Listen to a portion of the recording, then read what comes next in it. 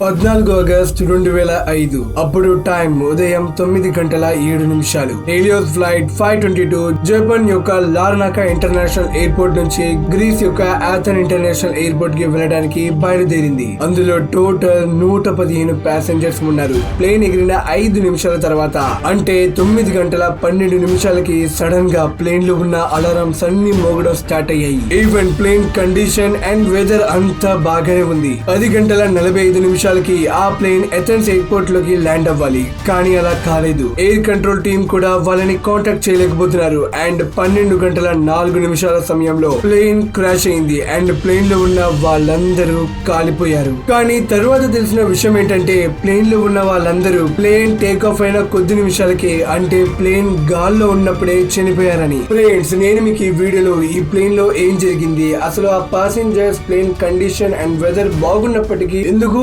హఠాత్తుగా చనిపోయారు and plane crash అవడానికి గల కారణాలు ఏంటి అండ్ రెస్క్యూ టీమ్ కి ఈ విషయం తెలిసినప్పటికీ వాళ్ళందరినీ ఎందుకు కాపాడలేకపోయిందో నేను మీకు ఈ వీడియోలో డీటెయిల్ గా చెప్పబోతున్నాను. అందుకోసం వీడియోని పూర్తిగా చూడండి. ఇంకా వీడియోని ఏమాత్రం ఆలస్యం చేయకుండా లెట్స్ గెట్ స్టార్టెడ్.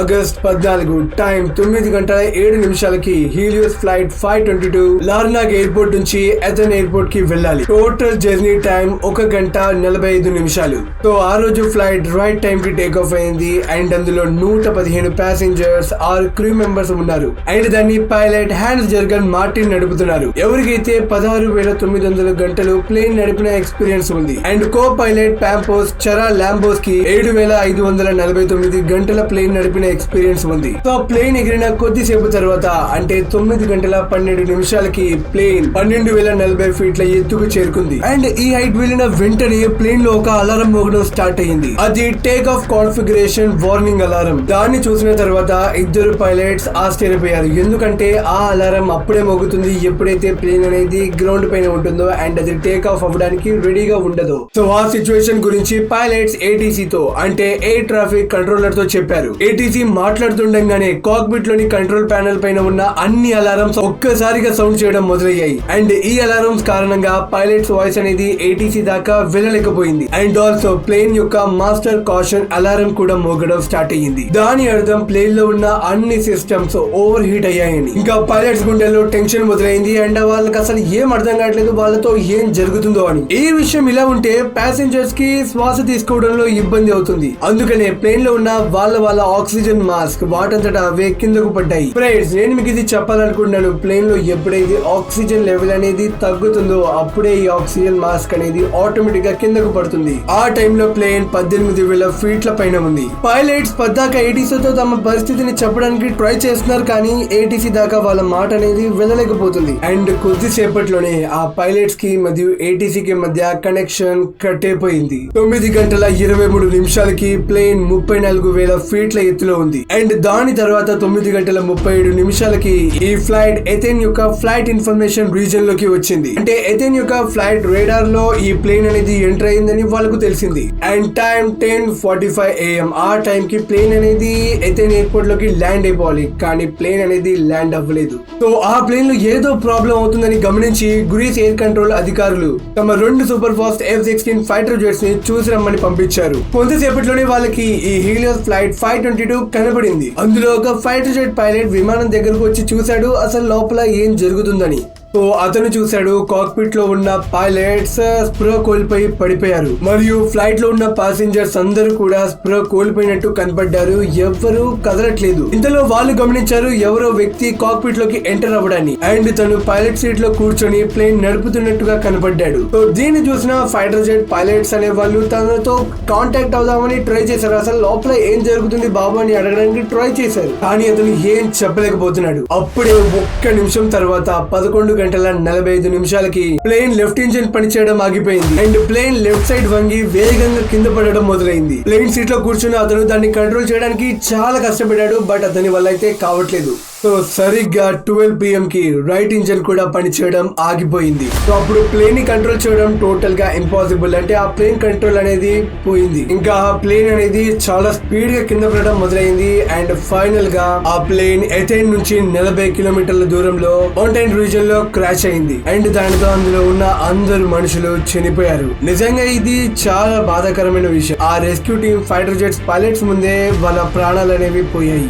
సో దాని తర్వాత గ్రీస్ లో ఫ్లైట్ 522 క్రాష్ అయిన వార్త ప్రపంచ వ్యాప్తంగా వేగంగా వ్యాపించింది. వెంటనే రెస్క్యూ ఆపరేషన్ లో అందరి బాడీస్ ని కలెక్ట్ చేశారు. కానీ ఎప్పుడైతే ఆ డెడ్ బాడీస్ యొక్క అటాప్సీ రిపోర్ట్ తీశారో చాలా షాకింగ్ విషయం తెలిసింది. అదేంటంటే విమానంలో మాక్సిమం అందరూ మరియు పైలట్స్ ప్లేన్ క్రాష్ అవ్వక ముందే చనిపోయారని. మరి మీ అందరికి ఇప్పుడు ఒక డౌట్ రావచ్చు, ప్లేన్ లో అందరూ చనిపోతే మరి లాస్ట్ లో ఎవరు వచ్చి ప్లేన్ ని కంట్రోల్ చేశారని. మనకి ముందు ఒక వ్యక్తి కనపడ్డాడు కదా, అతను ఒక ఫ్లైట్ అటెండెంట్. తన పేరు వచ్చేసి ఆండ్రియాస్ పొడ్రోమో. ఖచ్చితంగా అతనే అని ఎలా చెప్తున్నారంటే ప్లేన్ క్రాష్ అయిన తర్వాత మనకి బ్లాక్ బాక్స్ దొరుకుతుంది కదా, సో అందులో రికార్డ్ చేయబడిన లాస్ట్ వాయిస్ ఈ ఆండ్రియాస్ ది. అతను దాదాపు 5 సార్లు మేడే మేడే అని హెల్ప్ కోసం అడిగాడు. ఆండ్రియాస్ ఒక ఫ్లైట్ అటెండెంట్ కావడంతో అతనికి ప్లేన్ నడిపే అంత ఎక్స్పీరియన్స్ అయితే లేదు. కానీ ఆయన ఆ ప్లేన్ ని సిటీ నుంచి దూరంగా ఎవరు లేని ప్రాంతంలో తరలించడంలో సక్సెస్ అయ్యారు. అంటే అతనికి తెలిసింది ఫ్లైట్ అనేది గ్యారంటీగా సిటీ మీద క్రాష్ అవబోతుందని. అందుకోసమే అతను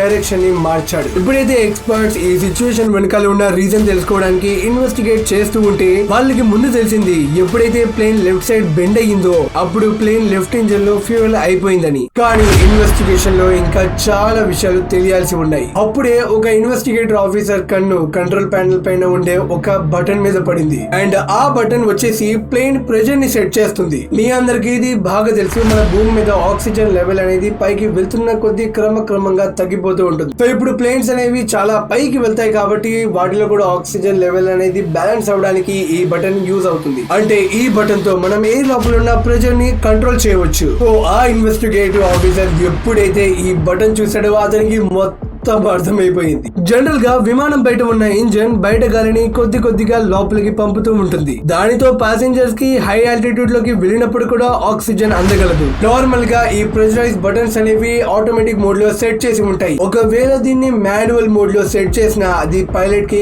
ఖచ్చితంగా తెలిసి ఉండాలి. సరే, మీకు ఈ సిచ్యువేషన్ అనేది బాగా అర్థం కావాలంటే మనం ప్లేన్ క్రాష్ అయిన ఒక్క రోజు ముందు ఏం జరిగిందో చూడాలి. ఎప్పుడైతే ఈ ఫ్లైట్ తన రొటీన్ సర్వీస్ మీద వెళ్ళిందో అక్కడ దీని సర్వీసింగ్ చేస్తారు. అండ్ దీని సర్వీస్ చేసిన వర్కర్స్ ఈ ప్లేన్ ని మాన్యువల్ మోడ్ లో పెట్టి పైలట్ కి అప్పగించారు. ప్లేన్ టేక్ ఆఫ్ అవుతున్నప్పుడు పైలట్ కి అండ్ కో పైలట్ కి దీని మీద ధ్యాస అనేది అంతగా వెళ్లేదు. అది తమ ప్లేన్ ప్రెషరైజ్ బటన్ అనేది మాన్యువల్ మోడ్ లో ఉందని. దాని కారణంగా విమానం ఎగురుతున్నప్పుడు అందులో ఆక్సిజన్ లెవెల్ అనేది క్రమంగా తగ్గుతూ వస్తుంది. కానీ అందులో 12 నిమిషాలకి సరిపడా ఆక్సిజన్ మాత్రమే ఉంటుంది. దానితో మెల్లమెల్లగా ఒక్కొక్క ప్యాసింజర్ శ్వాస అందక చనిపోయారు. పైలట్స్ కూడా కాక్పిట్ లో శ్వాస అందక చనిపోయారు.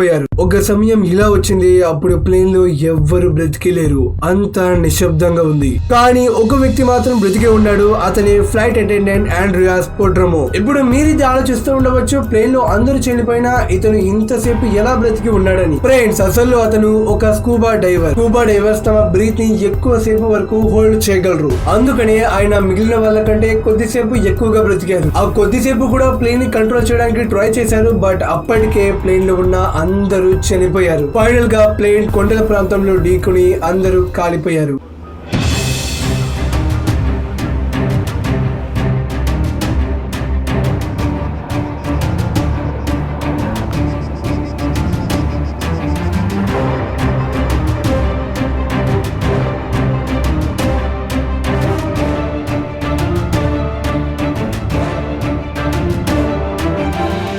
సో ఈ ఘటన జరిగిన 15 నెలల తర్వాత గ్రీస్ గవర్నమెంట్ దీన్ని రిపోర్ట్ చేసి సబ్మిట్ చేసింది. అందులో ఏముందంటే ఈ పూర్తి ఘటన జరగడానికి గల కారణం ఎయిర్ ప్రెషరైజ్ బటన్ అనేది మాన్యువల్ మోడ్ లో ఉండడం వలన అని. ఇక్కడ మనం కొంచెం క్లియర్ గా చూస్తే తప్పు చేసింది ఆ సర్వీస్ సెంటర్ ఎంప్లాయీస్. ఎవరైతే బటన్ ని ఆటో మోడ్ లో నుంచి మాన్యువల్ మోడ్ లో సెట్ చేసి అప్పగించారు. సరే, వాళ్ళు ప్లేన్ ని పైలట్ కి ఇస్తున్నప్పుడు కూడా చెప్పుండాల్సింది, బాబు మేము మాన్యువల్ మోడ్ లో పెట్టిస్తున్నాం చూసుకోండి అని. ఒకవేళ చెప్పుంటే ఇంత పెద్ద దుర్ఘటన జరిగేదే కాదు. సో మీరు ఈ ఘటన గురించి ఏమనుకుంటున్నారో నాకు కింద కామెంట్ బాక్స్ లో తెలియపరచండి. అండ్ నేను మీకు ఈ టాపిక్ అందించిన విధానం కనుక నచ్చినట్లయితే ఈ వీడియోని లైక్ అండ్ షేర్ చేసి సపోర్ట్ ఇవ్వండి. అండ్ ఇలాంటి mysteries, disaster, fact, scientific theories లో ఇంట్రెస్ట్ ఉన్న వాళ్ళు ఈ ఛానల్ ని సబ్స్క్రైబ్ చేసుకోవడం మాత్రం మర్చిపోవద్దు.